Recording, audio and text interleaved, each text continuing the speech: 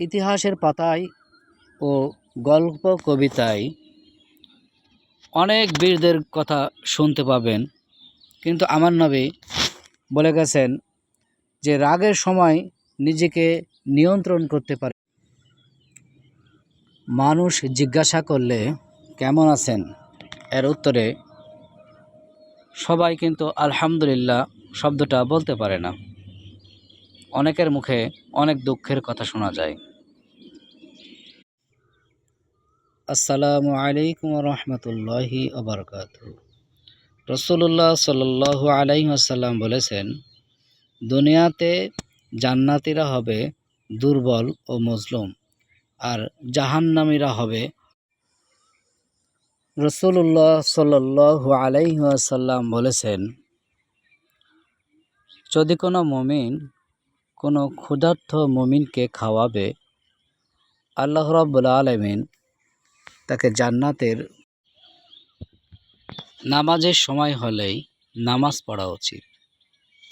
আল্লাহ রাব্বুল আলামিন বলেছেন, নির্ধারিত সময়ে নামাজ আদায় করা প্রত্যেক মুমিনের জন্য ফরজ। আপনার চারপাশে অনেক মানুষ রয়েছে যারা আপনার কাছে অন্যায় করে, জুলুম করে। তাদেরকে ক্ষমা করতে শিখুন। নিশ্চয়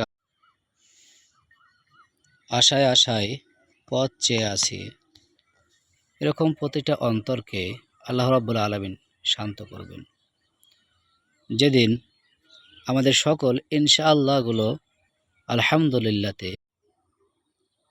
অনেক আশ্চর্যের বিষয় এবং একটা আল্লাহ তাআলার কুদরতি খেলা।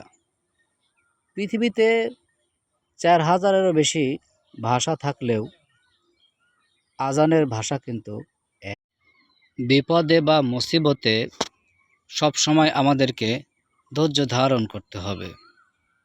ধৈর্য এমনই একটা গুণ, যারা ধৈর্য ধারণ করে আল্লাহ রাব্বুল আলামিন তাদের সাথেই থাকে। হে মানুষ,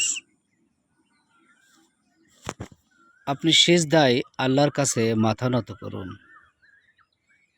তাহলে পৃথিবীর আর কোনো মানুষের কাছে আপনার মাথা নত করতে হবে না।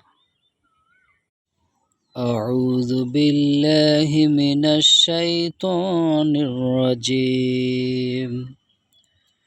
বিসমিল্লাহির রহমানির রহিম।